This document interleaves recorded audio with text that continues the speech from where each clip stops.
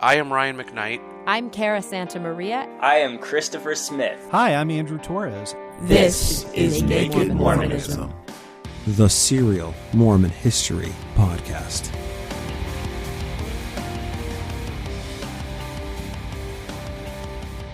In our last episode, we brought up some, let's just say, important folks in Nauvoo Mormon history. The Fosters, the Higbees, and the Laws.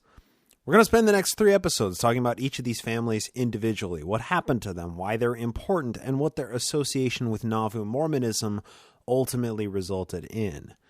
Today we're talking about the Fosters. Last week, Charles Foster pointed a pistol at the chest of Joseph Smith in broad daylight. If not for Porter Rockwell there to disarm Charles Foster, Joe could have been assassinated at that very moment, but the time wasn't quite right. Charles Ambrose Foster isn't an especially prominent figure in Mormon history. Robert D. Bob the Builder Foster, who's Charles' brother, typically garners the majority of the ink associated with the Fosters. But let's talk about these brothers, now that they're arrested and in the Nauvoo jail awaiting trial. Let's get a little biographical sketch of these folks. Listeners who are familiar enough with Nauvoo Mormon history will know why we're focusing on the Fosters, the Higbees, and the Laws in May of 1844, where our timeline currently rests. So if that's you, let's just keep that little secret between you and me for a couple more episodes, just so we don't spoil the surprise for the uninitiated of our listeners. Charles A. Foster and Robert D. Foster immigrated to America from Northamptonshire, England, with their parents in 1831. And if the many, many corrections that I have received from people concerning names from England, especially at the time, I know that I need to reduce that name to one syllable. So Northamptonshire, England. Is that how it is? It's spelled Northamptonshire. I don't know. Anyway, Robert was the older brother to his brother Charles. They were both sons of John Foster and Jane Knibb, or Knibb, I'm not sure. The Foster family arrived in New York in late spring of 1831, with Charles at age 15 and Robert aged 20. 2 strapping young lads getting a new start in a teenage America with seemingly endless opportunities. Unfortunately, as is the case with most minor actors in early Mormonism, not much about the Foster brothers before Mormonism is known, and possibly doesn't exist, except maybe, a land deed that's hiding in some state archive filing cabinet, or maybe some census records. But aside from any undiscovered documents, all we really know about the Foster brothers is that they moved to Hancock County in Illinois sometime before 1839. At least Robert D. Bob the Builder Foster had. Charles Foster, it's unclear when he arrived in Hancock County. So this is notable because the Fosters were brothers who were trying to make a life for themselves around Commerce, Illinois, when the Mormon refugees began arriving in early 1839 from their makeshift settlement in Quincy, Illinois, which is the county seat of the adjacent Adams County. By 1839, Robert D. Foster had been married to his wife, Sarah Finney, for 2 years. They were both baptized into the church sometime before October 1839, because in October is when Robert D. Foster was ordained an elder into the church. Here, Charles Foster, still unmarried according to available documents anyway, shrinks a bit into historical obscurity until about 1843. However, Robert D. Foster immediately becomes elevated to the inner circle of Joe's elites. Robert was tasked with the most important task of being Joe's personal scribe for a very specific journey. Here is that journey. Once Joe had escaped from Liberty Jail in spring of 1839, he and other church leaders collected hundreds of affidavits signed by thousands of individuals about what they had just experienced during the Missouri Mormon War and the 5 years preceding it. That information was compiled into a folder, and 5 men set out on a mission to present that information to President Martin Van Buren and to the federal Congress, petitioning the government for redress to the tune of $1.2 million at the time. Those 5 men who departed on this journey of nearly 1,000 miles were Hingepin Sidney Rigdon, in his sickly state that he'd yet to recover from after Liberty Jail, Pistol Packin' Porter Rockwell as Joe's personal bodyguard during the journey, Joseph himself, and Robert D. Bob the Builder Foster as scribe and historian. Elias Higbee was also present, but we're going to talk about him next week. Apparently, Robert Foster did keep Joe's journal during the trip to and from Washington, D.C. The trip all ended in nothing good for the Mormons coming from it, beyond, gaining the sympathy of many powerful men in government, and that would pay off, just not immediately the way that a government payout of $1 million would have paid off. What happened to that journal? That's a matter of historical mystery. Foster had maintained with the posse for the majority of that journey to and from Washington, D.C., but Hingepin Sidney Rigdon became too ill to continue traveling.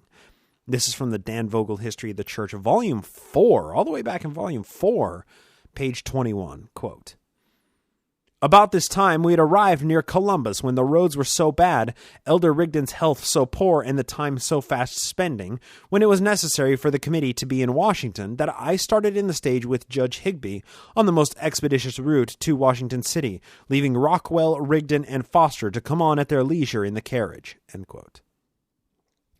Bob the Builder Foster wasn't just a carpenter, he was also yet one more herbal physician that Joe brought into his inner circle. That was like a little combination there of herbal and inner, an urnal circle. That's what Joseph practiced his prayer meetings in. Now, here he's referred to frequently as Dr. Foster throughout Nauvoo documents from this time forward, leading one to believe that he probably split his time evenly between being a herbal physician as well as his duties with building and many other government-related duties. Foster stayed with Pistol Packin' Porter and Hingepin Rigdon in Columbus, Ohio, in order to administer to Rigdon and get him recovered enough to continue the journey all the way to Washington, D.C. Joe and Elias Higbee continued their journey to keep that appointment that they had scheduled for their hearing before Congress. Notably, during the journey, they ran into Wilson and William Law on their way to the Mormon refugee settlement from Canada. Now, the Law family hadn't been present in Missouri during the war. They had converted to the church in Canada, and they waited until the Mormons were settling in Quincy and Commerce, Illinois, before they immigrated to Nauvoo, Commerce at the time, themselves. So the Laws were, quote, in company with 7 wagons from Canada who returned with us to Springfield and tarried while we did until the 8th, end quote. Now, these threads, which form a tapestry of Dissent by 1844, were only beginning to be strung together in late 1839 here. Back to the story. Robert Foster kept the journal during the journey, but what happened to it is unknown. Joe had one of his scribes write this in his journal upon his return to Nauvoo after loosely recounting the journey from memory. It's from the History of the Church, Volume 4, page 72, quote, "I depended on Dr. Foster to keep my daily journal during this journey, but he has failed me," end quote. So apparently Joe had asked Robert D. Foster for the journal repeatedly, but Robert Foster never gave it up. There could be a few reasons for this. Maybe Foster was embarrassed with how little he had actually recorded, and then, he just wanted to kind of buff up the journal before he gave it to Joe, but then he just didn't have time to buff it up or something. Maybe he told Joe that he was recording everything during the journey, but then actually spent his time keeping Hingepin Sidney Rigdon alive and thus never actually wrote anything down. Maybe he had the journal and it was lost during the journey, right? Or if we want to take a bit more of a speculative approach with historical hindsight, maybe Robert Foster saw some of Joe's tendencies during those many hours on the road every day together, and he recorded what he saw, maybe to be used as leverage against Joseph at a later time. Maybe what Joe had preached during his return trip after meeting with Martin Van Buren and being turned away, maybe that could be viewed as treasonous or threatening against the President of the United States, and Foster recorded that in the journal, but he didn't want his name publicly attached to anything that was treasonous or so dangerous. Unfortunately, because the historical record simply doesn't tell us more, we can't ever know what happened to that little book at the time, and we surely can't know if it survived to this day, but it's pretty doubtful. It is notable, however, that Robert D. Foster became increasingly referred to as Dr. Foster from that time forward. In accordance with his being of age to join the Nauvoo Legion, and of course because of his medical expertise, Dr. Foster was appointed Surgeon General in the Nauvoo Legion once the Nauvoo Charter had passed the Illinois State Legislature and the Nauvoo Legion was formed. The next place that Robert D. Foster, Bob the Builder Foster as we call him, enters Nauvoo documentation is in one of the most consequential pieces of paper to all of Nauvoo history, which became Doctrine and Covenants section 124. Now, a little bit of background here. John C. Reckitt Bennett was a crucial addition to the church in September of 1840. John Bennett held an incredible amount of sway in powerful circles, and he had recently been appointed as Brigadier General in the Illinois State Militia. When Bennett joined the church and the Mormon settlement, they were in a bad place, yet opportunities flourished, and so did Reckitt Bennett. Bennett was almost single-handedly responsible for the writing and the passing of the Nauvoo Charter through the Illinois State Legislature with the help of both Stephen A. Douglas and Abraham Lincoln 20 years before those two men were household names.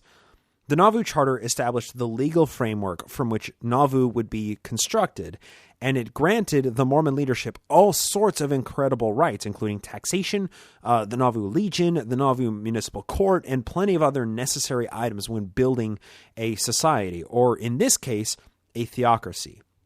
The charter, however, was the secular side of Nauvoo's establishment.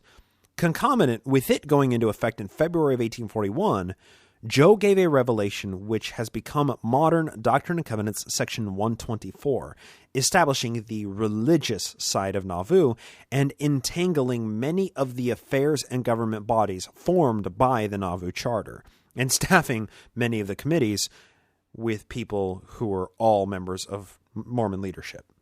Now, a lot of big names are present in this revelation. Joe's first actual revelation since the Mormons had fled Missouri 2 years prior.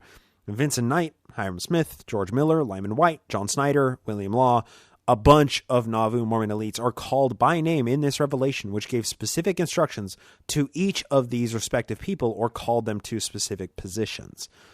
From how verse 34 reads in the original, there's a bit to tease out from Robert D. Foster here. Notably, in modern Doctrine and Covenants section 124, this is verses 115 through 118, but as it was originally divided and given when it was dictated by Joseph Smith, this verse 34 was a standalone sentence all about Robert D. Foster.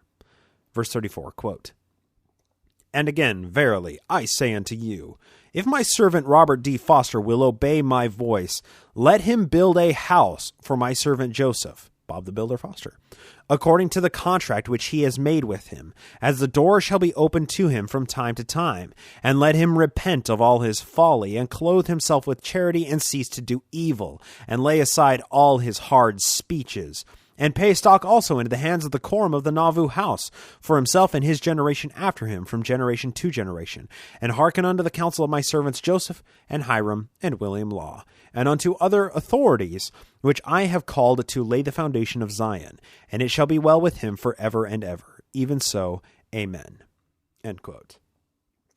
This is how Robert D. Foster got his nickname of Bob the Builder Foster. He was commanded by God, as Joe claimed, to build the Nauvoo mansion. Now, if you, listener, have ever been to Nauvoo, you'll be able to recall this intersection of buildings at Main and Water Streets on the flats near the Mississippi. On Water Street, you have Joe's Red Brick Store, the Nauvoo Homestead, which was the first home the Smith family lived in upon their arrival to Commerce. And then across Main Street, you have the Mansion Home. And just a little bit towards the Mississippi on Main Street, you have the Nauvoo House. And another block down Water Street from this intersection, you have the Rigdon Home and the homes of a number of other Mormon elites. So that white L-shaped building, known as the Nauvoo Mansion, became the Smith family home from late 1842 until, I don't know. I don't actually know when it was that Emma moved out of the mansion house. I know that ownership of it was disputed, as was the case with all of Joe's other properties after his death, but I don't actually know how long Emma and the kids continued to live in the Nauvoo mansion. So if you know, hit me up. I'll read your comment on air. This Nauvoo mansion became a sore spot between Joe and Robert Bob the Builder Foster. Now, Robert couldn't complete construction at a pace consistent with Joe's wishes. Joe couldn't provide enough lumber and other resources to the project for Robert to keep a consistent pace. Many disagreements between the two centered around the Nauvoo mansion, and Joe repeatedly called out Robert D. Foster from the pulpit for lacking faith or lacking motivation. However, the Nauvoo mansion eventually did finish construction. All the while, Bob the Builder Foster was gaining sizable wealth in the city. While his younger brother, Charles A. Foster, has very little surviving documentation with his name on it, Robert D. Foster was quite the land speculator around Nauvoo. I counted no less than 25 individual deeds with Robert D. Foster's name on them through all of 1841 to 44. Most of them happened in 1843 after he had completed the Nauvoo mansion. With this many land deeds having his name on them, it leads me to believe that Robert D. Foster was quite well off, at least by the end of 1843. If that were the only data point, it would be a solid assumption. But there's another data point where Robert Foster's wealth was made an example of by Joseph Smith from the pulpit. In February 1843, Joe was giving a discourse, which was recorded by Whiteout Willard Richards. Joe was ranting about all sorts of things, and at some points it's just rambling, completely nonsensical. But he was giving this speech to the temple building committee when they were really far behind schedule and most of the temple was covered in order to shelter the lumber from the harsh winter on the Mississippi. This is one of many speeches that Joe gave to the temple committee, telling them to pick up the pace on the temple and on the Nauvoo house project. The sermon begins with a response to Lucian Woodworth giving a speech. Now, Lucian Woodworth was not an official member of the church at this time. He was either a believer in another spiritualism or he was agnostic. However, Joe referred to Woodworth as a pagan prophet at the beginning of the speech before he goes on to decry class divisions and materialism that were manifesting throughout Nauvoo, making an example of Robert D. Foster for the wealth that he had gained, possibly pointing a little jab at Foster, suspecting him of colluding with John C. Reckitt Bennett, who had defected publicly from the church less than a year before this and had published his expose book, History of the Saints, just a couple months before this speech. Of course, if you want to hear History of the Saints on audiobook with my commentary, patreon.com/nakedmormonism. Here's Joe's speech, quote, "Well, the pagan prophet has preached us a pretty good sermon this morning, and I don't know as I can better it much, but I feel disposed to break off the yoke of oppression and say what I have a mind to. If the pagans and the pagan prophet feel more for our prosperity than we do for ourselves, it is curious. I am almost converted to his doctrine. He has prophesied that if these buildings go down, it will curse the place. I verily know it is true. Let us build the temple. There may be some speculations about the Nauvoo house, say some. Some say, because we live on the hill, we must build up this part on the hill. Does that coat fit you, Dr. Foster? He responds, pretty well.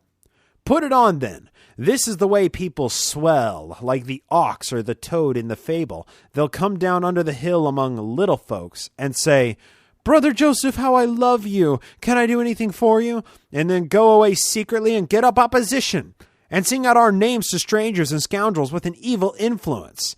I want all men to feel for me when I have shook the bush and borne the burden in the heat of the day. And if they do not, I speak in authority in the name of the Lord God, they shall be damned.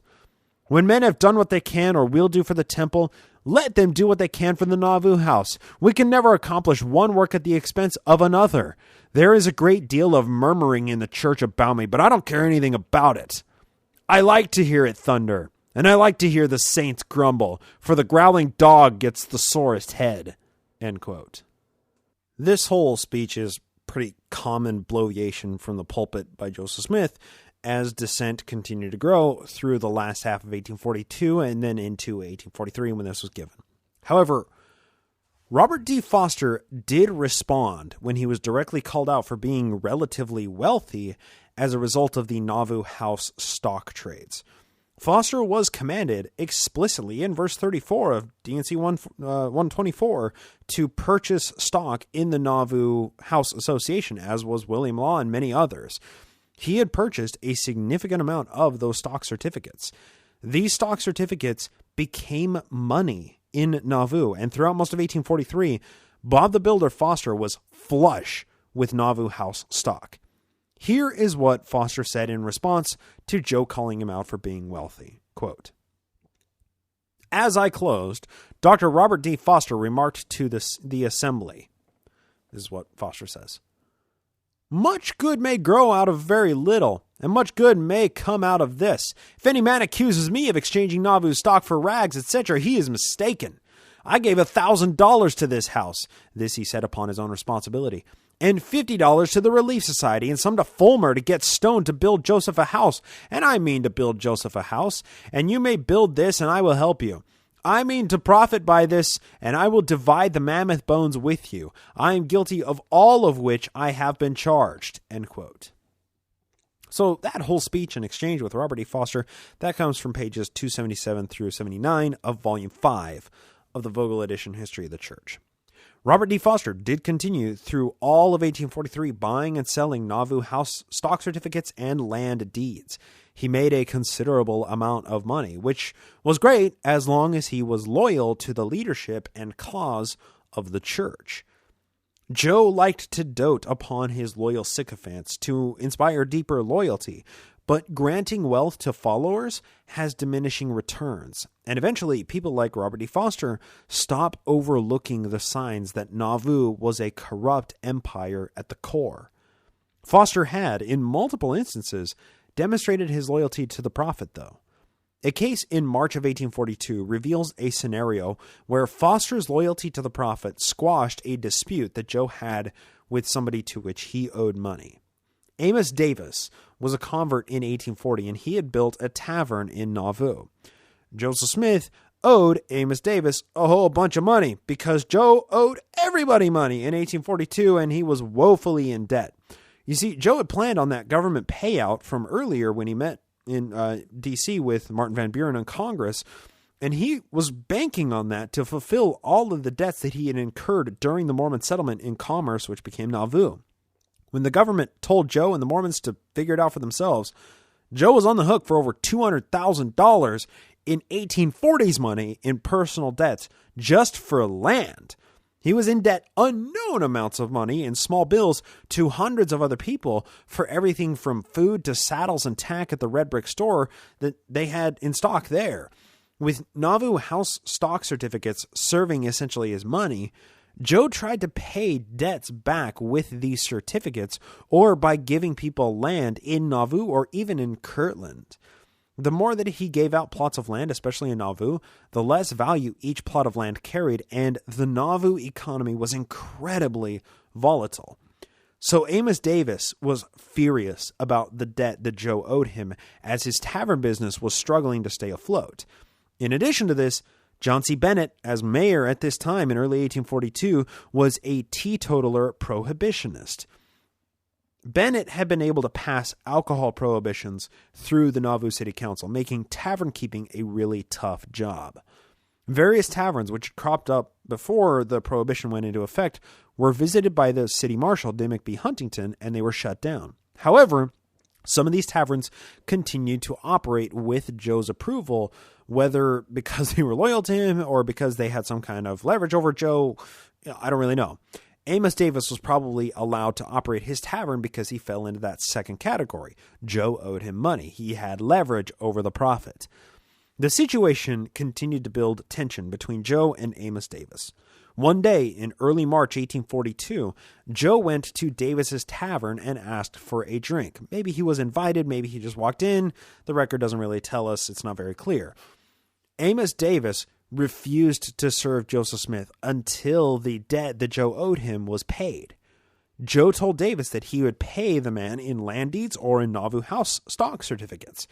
Davis was constantly suffering from the volatility of the Nauvoo markets, and he wanted the money that Joe owed him paid in actual specie, silver and gold. which were very precious commodities in Nauvoo. Davis continued to refuse to serve Joseph Smith, and then he left the room and refused to even be in the same room as Joe. Also, rumors of polygamy had gained fairly wide attention at this time, and the various brothels around town run by the mayor, John C. Rackett Bennett, and Joe's younger brother, Crazy William Smith, had in many ways sullied the reputation of the city.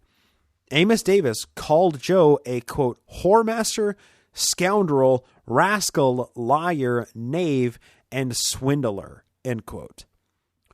Joseph Smith didn't like it when people said such true things about him, and he filed a complaint with the Nauvoo Municipal Court.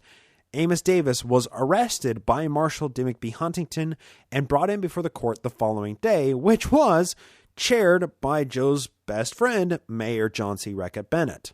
At least his best friend for another couple of months, until Bennett defected from the church, was excommunicated, whatever. Anyway, Robert D. Foster was caught up in this whole scenario, and he was arraigned in court as a witness to the events.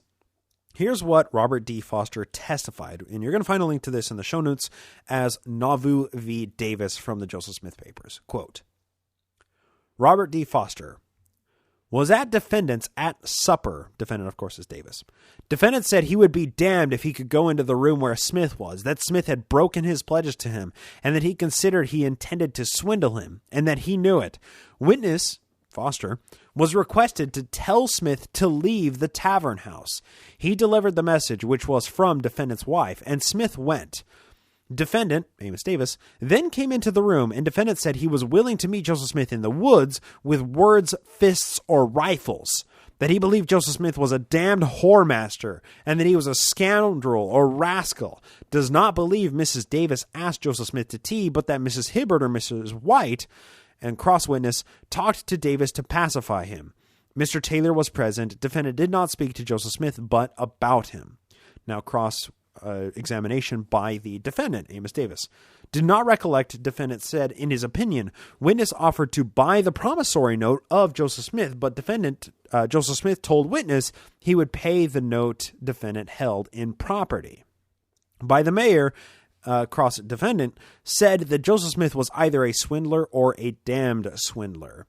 Said he did not deliver the message to Joseph Smith, that's Foster saying this, for that Joseph Smith had his hat or cap in his hand and was in the way of going when witness entered the room, end quote. So basically what that amounts to is Robert D. Foster essentially acted as the emissary between Joe and Davis once Davis refused to even walk in the room where Joe was seated and was asking for the drink. The record almost reads as if Joe was trying to take Amos Davis's wife as a plural wife or something, thus the whoremaster, the rascal, the scoundrel, the swindler. And then Mrs. Hibbert is also listed there. That was likely Amos Davis's sister-in-law. And then Mrs. White was likely the wife of James White, a guy that owed a lot of money by Joe because Joe bought a bunch of commerce land during the Nauvoo settlement from James White. Regardless, whether it was Amos's wife, Amos's sister-in-law, or Mrs. White who invited Joe to the tavern for a drink, the confrontation between Amos Davis and Joseph Smith with the money that Joe owed Amos Davis, that was the source of this issue, and the confrontation was the inevitable result. Foster's testimony, with Joe's buddy, John C. Bennett, chairing this hearing, led to Amos Davis being fined $100 on charges contained in, quote, an ordinance entitled An Ordinance Concerning Vagrants and Disorderly Persons, end quote.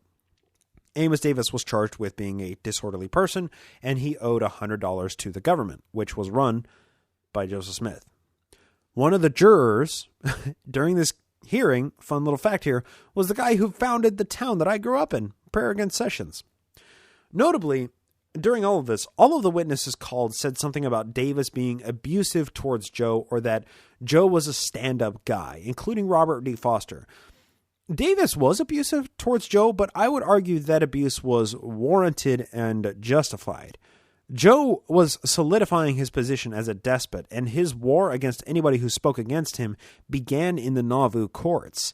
This case is one example of how he could bend the will of the court to side with him and drive away any dissenting voices or problematic foes like Amos Davis.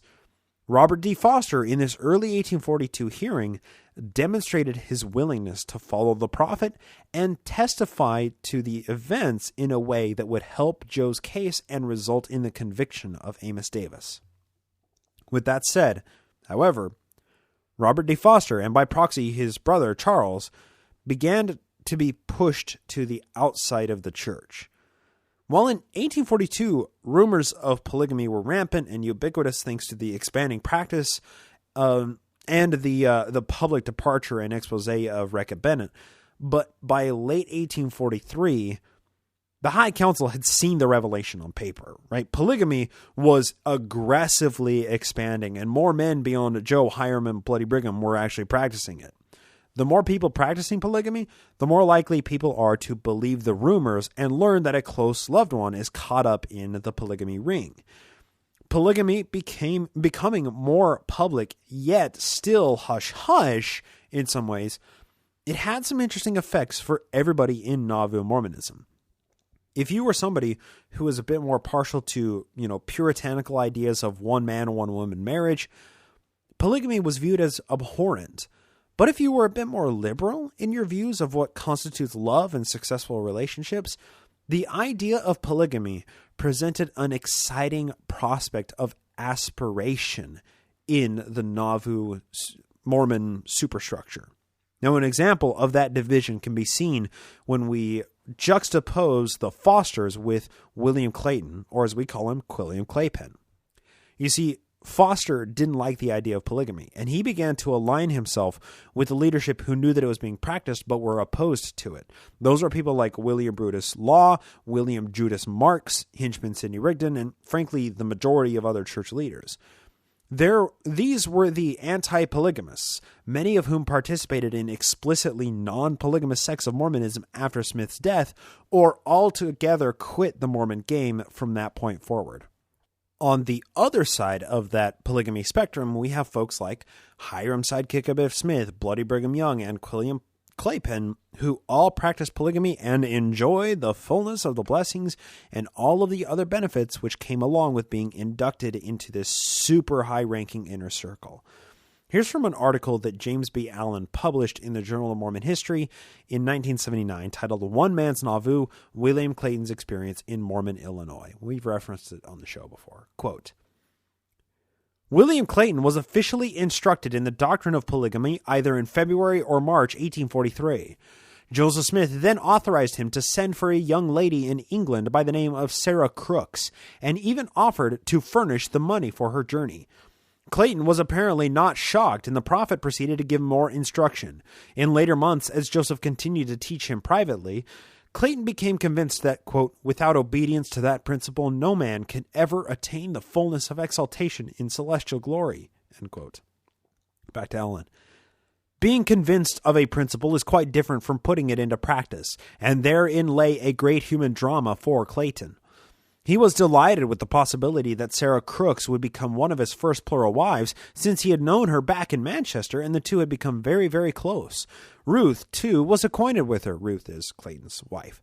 And they all got along very well indeed. It is unclear whether Joseph actually furnished money for Sarah's passage, but when she received a letter that Clayton wrote on 12th February 1843, she immediately started out for America. End quote. This excitement was felt by plenty of people who had the idea of polygamy proposed or taught to them. But polygamy was also a polarizing teaching, and for many, it was a test of loyalty to the prophet. The Fosters, the Laws, and the Higbees all failed the polygamy test in Joe's eyes. Robert D. Foster, and presumably his brother Charles, although we don't really know, began to slip away from Joe's grasp by early 1844. They both signed a petition to Congress in the Nauvoo Council's efforts to both get remuneration for the Missouri Mormon War and also to have Congress recognize Nauvoo as a sovereign territory. That petition was signed on November 28, 1843. Both Charles and Robert Foster signed it, but dangerous signs had been making themselves present about the Fosters' loyalty for months by that point. Charles and Robert Foster signing this memorial to Congress was more symbolic than anything else, and it was also necessary because both of them held positions in Nauvoo government. The Foster brothers signaled their faltering loyalty to Joseph Smith simply by their day-to-day interactions and the company that they kept. People who had been this influential and integral to Nauvoo Mormonism not being inducted into the Anointed Quorum or the Council of 50, that is the first data by omission. By virtue of not being included in these secretive groups, when everything else in the Foster's timeline signals that at least Robert should have been included, it reveals to us that Joe was significantly questioning the Foster's loyalty. The greatest signal that Joe had was the Foster's association with William and Wilson Law. The Laws had been causing trouble for the church for quite some time, and anybody who associated with the Laws was likely an enemy of Joe's church. Specific documents don't reveal the growing tension between Joe and the Fosters here in the transition time, but the tension which led to their excommunication must have been present. The Fosters didn't simply wake up one day and decide to be critics of Joseph Smith and his growing polygamy ring. The disagreements long predated their actual official excommunication. The only document I can find that reveals a bit of this growing tension is a legal case in early April 1844, which was chaired by Robert D. Foster as a justice of the peace. This was a case where two men were alleged to have committed perjury in a previous case. Now, I can't find the case file for that previous case in order to contextualize this specific case, but apparently a guy named A.J. Higbee filed a complaint against A.D. Rhodes and Andrew Colton for committing perjury in a case against him, A.J. Higbee, from the week before. A.J. Higbee was a crony of Joseph Smith, and it seems that he had lied on the stand to defend Joseph Smith in some capacity, to which Andrew Colton and A.D. Rhodes provided testimony contradicting A.J.'s testimony attacking the prophet. Joe wanted Colton and Rhodes arrested for what he considered perjury, and they were indeed arrested. They both filed for a writ of habeas corpus, which was heard by Dr. Bob the Builder, Robert D. Foster. He granted a hearing which Joe chaired as mayor and as chief justice of the Nauvoo Municipal Court.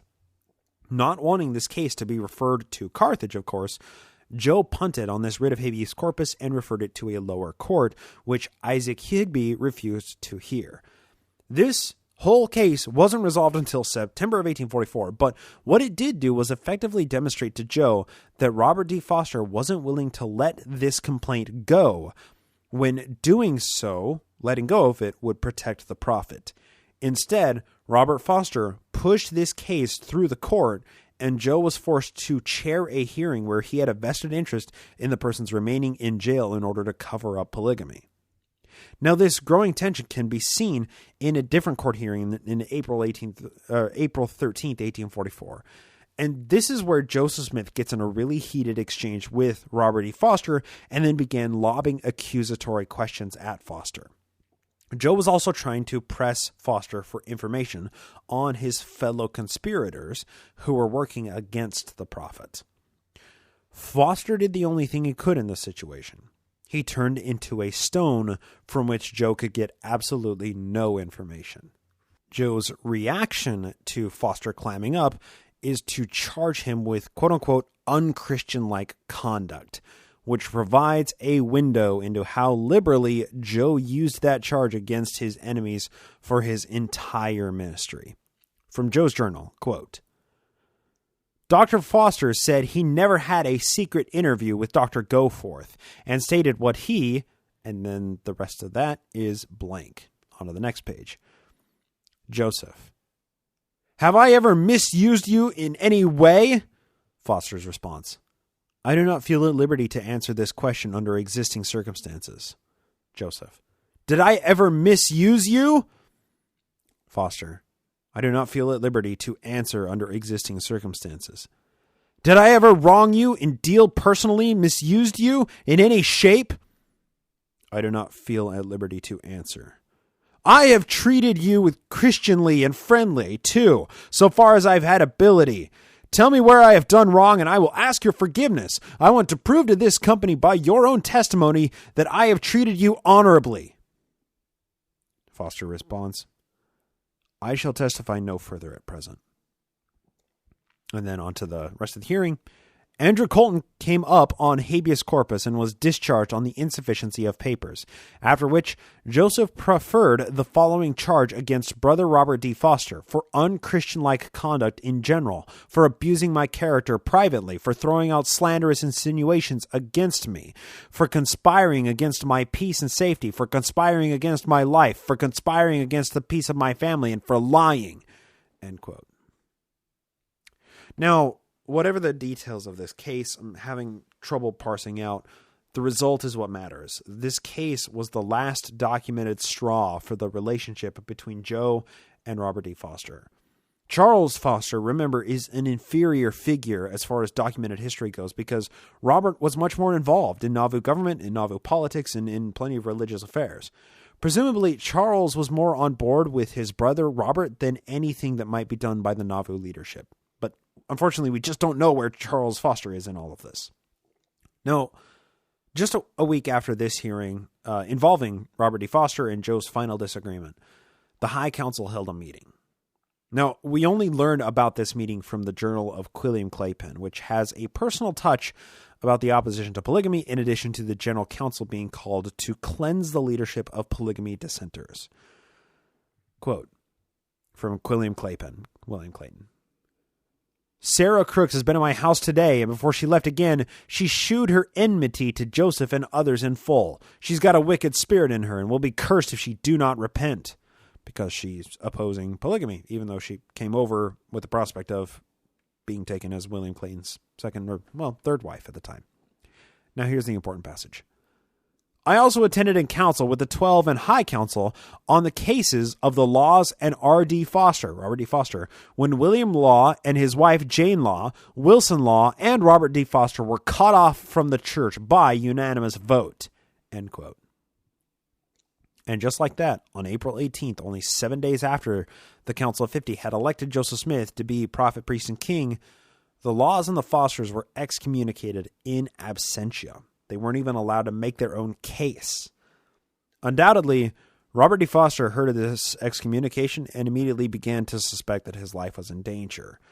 This is coming less than a month after Joseph Smith had named Foster and the Laws specifically in a conspiracy to murder the prophet, which he declared over the pulpit. Foster was officially cut off from the church, and the only insurance that he had was his public presence as Surgeon General of the Nauvoo Legion and a regent of the University of Nauvoo, and as a relatively wealthy landowner in Nauvoo. So Robert D. Foster had enough public connections that simply disappearing would cause far too many questions, and Joe had ranted from the pulpit about how much that he and his co-conspirators were enemies of the church, trying to kill him. And that had its own insurance effect because it cast them into the public light. People were now keeping their eye on the Fosters, which, if they go disappearing, that raises a lot of questions. So now enters the final week of April 1844. Robert D. Foster and Charles Foster are both furious with how they're being treated. Joseph Smith has engaged in a public character-smearing campaign against the Fosters and their closest friends. They're surrounded by thousands of people who see them as de facto enemies because they were opposed to the prophet, and they'd just been excommunicated. Now, even if those thousands of people didn't know the reasons behind the Fosters being assailed from the pulpit, they knew enough to be a threat to the Fosters. The Foster brothers, Charles and Robert, were simply going about their business one day in late April 1844. John P. Green, the city marshal, runs up to them and says, "You're officers of the Nauvoo Legion, and I'm deputizing you to arrest Augustine Spencer while he's meeting with his lawyer." The Fosters refused to assist, and Joseph Smith himself walks up behind the marshal, John P. Green, and commands the Fosters to aid in the arrest of Augustine Spencer. They refuse again because they view Joseph Smith currently as a mortal enemy. Joe was the greatest threat to the Fosters' well-being and survival, and now he's giving them explicit commands to arrest an enemy of the church leadership. You know what they say about enemies of enemies. They refuse all of Joe's and John P. Green's petitions, and the situation gets heated. Joseph is flanked by Pistol Pack and Porter Rockwell, a person who they'd likely sworn oaths of secrecy with in the past. Harsh words are thrown back and forth. Robert is wiser than his younger brother, Charles. Charles realizes that he's in mortal danger, and the only solution was to draw his pistol and aim it at the chest of Joseph Smith. Accounts conflict on this point, but per his training, Porter Rockwell immediately lunges at Charles and wrenches the pistol from his hands, saving Joseph's life. The conflicting account is from Joseph Smith's journal, which says that Robert D. Foster pulled the pistol out of his brother's hand. As a result, both Charles and Robert are arrested and they're taken to the city jail, prisoners of their greatest enemy. What does a person in this situation do? Joseph Smith, from their eyes, was in total control of their fates. Listener, what would you do in this situation? Do you stay and you fight the tyrant? When your life is in danger, do you try and sell your property at rock bottom prices, assuming that the prophet doesn't tell everybody to not buy from you, and then just leave as quietly and quickly as possible? Do you speak your truth and hope that some follow? How do you stand and fight while keeping your life insured somehow? Do you carry the fight to courts outside of Nauvoo at the expense of all of your property, your friendships, your family connections, and everything that you hold dear? The options that Charles and Robert Foster had available to them were incredibly limited and carried heavy consequences. The next issue of the Nauvoo Neighbor carried the story of what transpired between the Fosters and the prophet when the pistol was brandished and pointed at the chest of Joseph Smith by Charles Foster. How was the public going to react to the story? The May 1st edition of the Nauvoo Neighbor, after relating that story, carried this declaration, quote, "I wish the public to know who it is that makes insurrections and disturbs the peace and quiet of the people of the city of Nauvoo. And in order to do this, I need only to tell the world that this Robert D. Foster is a county magistrate and the same Robert D. Foster who was fined for gambling a few weeks since. When the wicked rule, the people mourn, but righteousness exalteth any nation." That's apparently a quote from Solomon, and that declaration is signed John P. Green, the city marshal. End quote. So the Fosters were brought into the municipal court of Nauvoo the very next day after their arrest. They were convicted of disturbing the peace, each $100 fine. They were released after this conviction, and they, of course, immediately appealed their cases to the court at the county seat, Carthage. Now, an additional note present in Joe's journal here is that Robert Foster accused Willard Richards while, quote, shaking his fist in Richards' face, end quote, stating, this is what Robert E. Foster said to Willard Richards, quote, "You are another damned black-hearted villain. You tried to seduce my wife on the boat when she was going to New York, and I can prove it," end quote. So tensions between Robert D. Foster and the leadership who were loyal to Joseph Smith were extremely high during the hearing that we're about to talk about. The details of this hearing aren't present on any official paper in the Nauvoo document register on the Joseph Smith Papers site. They may be available somewhere, they're just not on Joseph Smith Papers, and I don't live in Utah to where I can go to the church history library and look up the document. Where they are present, though, is in Joe's personal journal, which is, of course, kept by Quilliam Claypen. This is all we know about what transpired during the hearing. And after the hearing, Joe approached Robert E. Foster in private with a proposal, which we'll talk about in a second. Quote, 9 a.m., Robert D. Foster come up for trial after much conversation with the mayor, Joseph Smith, in which he charged Joseph with many crimes, Danitism in Nauvoo, and a great variety of vile and false epithets and charges. Court adjourned to Monday, 9 a.m., end quote. As a result of the following day's hearing after they adjourned, Joe remanded the case to Alderman William Marks, who, interestingly enough, wasn't a crony of Joe's. Because Joe had declared from the pulpit that William Marks was a Brutus, laying in wait to kill the prophet. Now, understandably, Robert E. Foster objected to the hearing being transferred on grounds of jurisdiction, but he maybe should have let it go through because William Marks was likely more sympathetic to Robert E. Foster as an enemy of polygamy than he was to Joe as the polygamist tyrant of Nauvoo. Now, regardless, after the first day's hearing, Joe personally visited Robert D. Foster between the two trials. This is the actual end of the affair between Foster and Joe. Quote, Foster agreed to meet Joseph on the second Monday of May at the stand and have a settlement. Foster then said he would publish it in the Warsaw paper. Joseph told him if he did not agree to be quiet and not attempt to raise a mob, and he would not meet him. If he would be quiet, he would publish it in the Neighbor. That's the Nauvoo Neighbor, instead of the Warsaw Signal. Foster would not agree to be quiet, and Joseph said he was free from Foster's blood. He had made the last overture of peace and delivered him to the hand of God and shook his garments against him. End quote. So this was Joe's plan. Propose to Foster that, hey, you can print your complaints with Joseph Smith, with me and the church in the Nauvoo Neighbor, as long as you keep quiet and don't go to the Warsaw Signal with this, because you know that Thomas C. Sharp is looking for any dirt that he can dig up. You go print there, you're going to raise the mob against us, right? Did Joe really think that this proposition would take? Did he legitimately believe that this was going to work? To publish it in the Nauvoo Neighbor? What would it actually say after William Law sent his manuscript of the article of his expose to be published in the Neighbor? I mean, what percentage of it would be unaltered? Regardless of what Joe thought would come out of this meeting, Bob the Builder, Robert D. Foster, rejected the offer. At which point, Joe told Foster that he was in the Lord's hands, that he was free from Foster's blood, and then Joe shook his garments against Foster, which it sounds kind of funny. Is he waving his cape in the wind? No, that's a symbolic gesture of I'm brushing the dirt off of my hands. This is out of my hands. This is not anything that whatever happens to you, I don't bear the consequences. That's what's really meant by that. These are three clear and present signals that the clock had begun ticking. If he didn't act quickly and deliberately, Robert and his brother Charles were going to disappear. The Danites were coming for the Fosters.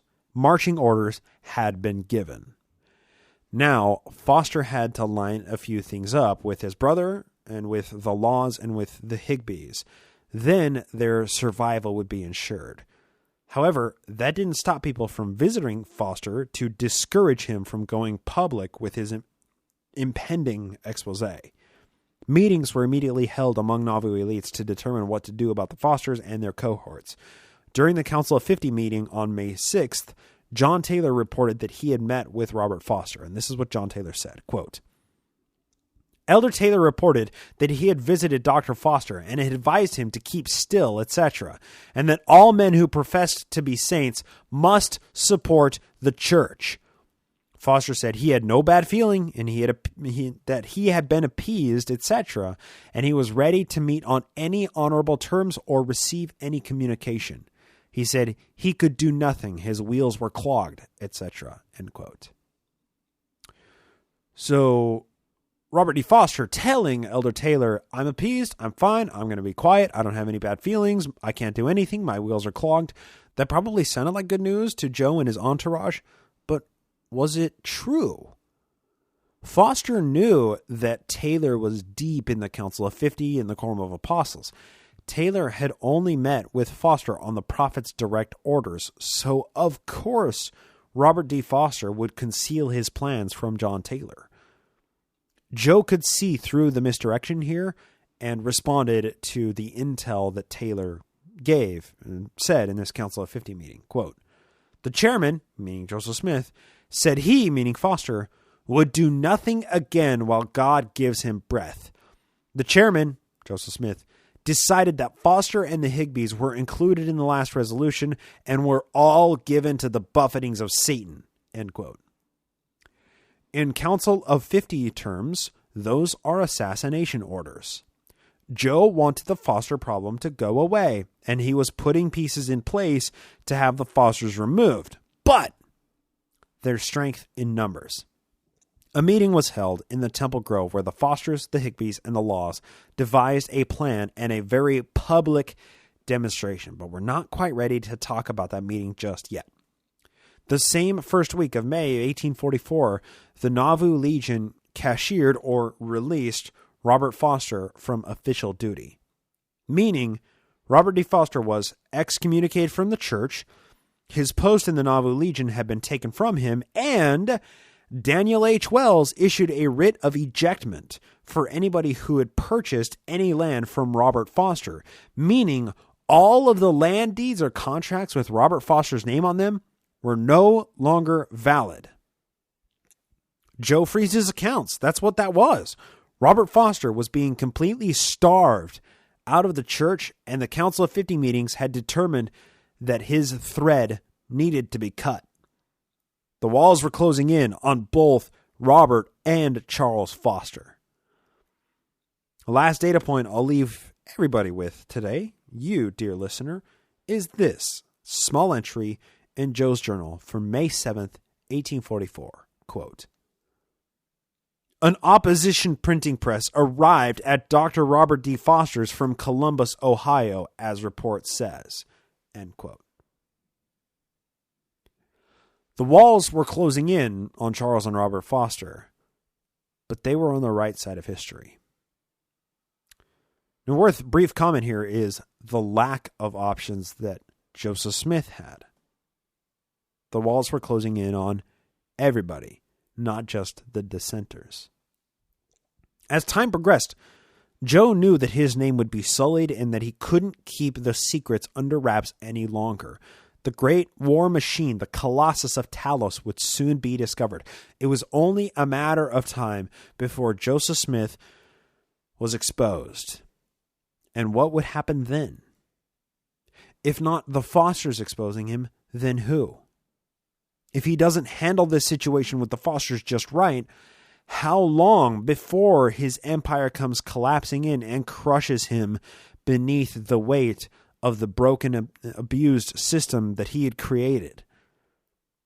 You see, nothing happened in Nauvoo without the knowledge of Joseph Smith, but he didn't control everything. He was a man who'd shown a penchant for violent behavior his entire life, especially as a religious leader. How would he handle the dissent growing from the Fosters, the Higbees, and the Laws? Was violence the answer?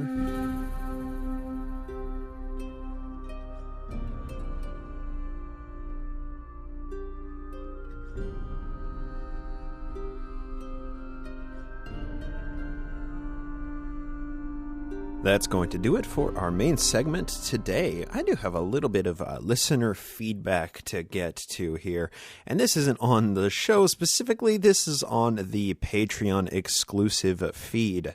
For listeners who are subscribed to patreon.com/nakedmormonism, you get an extra episode every week. And lately we have been reading through manuscript story Conneaut Creek, which is the Solomon Spaulding manuscript that we have, that historians have. And I want to read a little bit of feedback from Jessica. She replied to Chapter 2. Something came up that is, let's just say, absolutely horrible. And as I was reading it, of course, with my commentary along with it, I just buried my face in my hands and said, "Oh, noes. They did it. He went there with it." So Jessica responded with saying, "I was right there with you saying, 'Oh's nose.' Then my toddler was like, 'Oh's nose, mommy.' And I said, 'Damn straight, Oh's nose.' I have headphones, so she thinks I'm reacting randomly, but the bonding was real." I just thoroughly enjoyed Jessica's response. And if you want to find out what we were all saying "Oh's nose" together in solidarity about, you're going to have to subscribe to the Patreon exclusive feed and listen to Manuscript Story Chapter 2. But Jessica also responded to Chapter 3, saying, "I found the words describing the female characters horrifying, interesting. Voluptuous, corpulent, comely, those types of words indicate what the men were attracted to in regard to the size and shape of the NPC non-humans that were women. If someone were to call me voluptuous, I'd consider it a backhanded compliment. Corpulent? Hey Bryce, call your lady love corpulent in a loving tone and tell us blow for blow literally what happened next. For science." Well, I am happy to report that I did indeed call Annie corpulent, in a very loving tone, and she looked at me with a cocked head, like, what are you talking about? Because neither of us actually know the definition of corpulent. So we Googled corpulent, and it is essentially a ye olde word for like a fat, healthy woman. So when she saw that, she laughed and said, "That is Pudge Muffin to you." And then we both laughed. So for science, I indeed called my lady love corpulent, and it was a fun bonding experience for us. I'm so glad that we can bond over a racist and sexist old manuscript from the 1810s. So if you want to join in the fun with Mormonism Unveiled, or not Mormonism Unveiled, of course that is on there as well, but with all of the books that we've read, including Manuscript Story, including the history of the late persecution, all kinds of, fun books that we read, these old original documents, go sign up on the Patreon exclusive feed, patreon.com/nakedmormonism. We also do have a couple of new patrons to thank. We have a new pledge from Steve. I don't know if it's the full real name, but I just want to read the full name. Steve Wonder. He inspires me with awe and wonder with his new pledge. And we also have a pledge edit from Michael Leschmanant. I totally butchered that last name. I'm sorry. And we also have a pledge increase from Tanner Barker as well. So we have a couple, the new patron and some pledge edits, and that's really, really helpful in getting us further towards our goal, which is starting a Mormon history D&D campaign. So if that sounds like fun, and you also want to get extra episodes of all of the early Mormon books that I'm reading through with commentary, the NAMO exclusive feed on patreon.com/nakedmormonism, that's where you want to sign up, and you can give us as little as, a combo meal a month, or, a coffee a month. If you're able to do that, that's super awesome. If not, maybe you're somebody like a person who I've been, corresponding with, Jean or Jeanne. I'm not sure exactly how to pronounce her name, but she wants to support the show, but she's currently living on fixed income. So if you are somebody who's living on fixed income or with a tight budget, hey, don't support the show financially. Instead, do what Jean does, and she shares the show with her friend, and her friend apparently call each other every week, and they talk about what they just learned, listening through the backlog. So, hey, spreading the word is also a fantastic way to help the show if you're not able to actually financially support the show, like all of the fine people are at the Patreon exclusive feed. With that, we are going to call it good for today. Of course, once again, if you're a patron supporter, listen after the credits, because I always, for almost every new episode, I've been doing kind of a variety show afterwards, just talking about whatever comes to mind.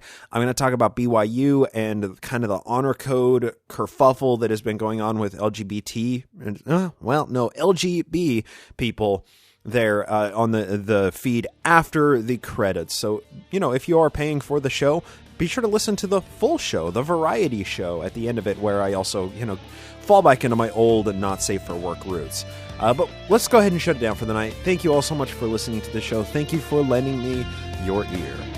Hope to talk to you next time here on the Naked Mormonism Podcast.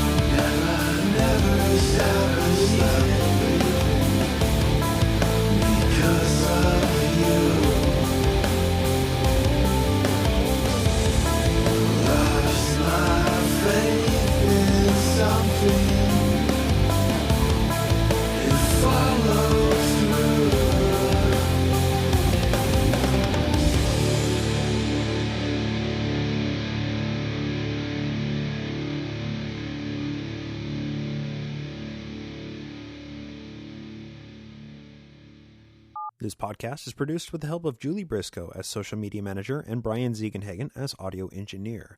Music is written and produced by Jason Camo of aloststateofmind.bandcamp.com and used with permission. Legal counsel is provided by Andrew Torres of the Law Offices of P. Andrew Torres and the Opening Arguments podcast. Naked Mormonism is a production of Ground Gnomes LLC. Copyright 2020. All rights reserved.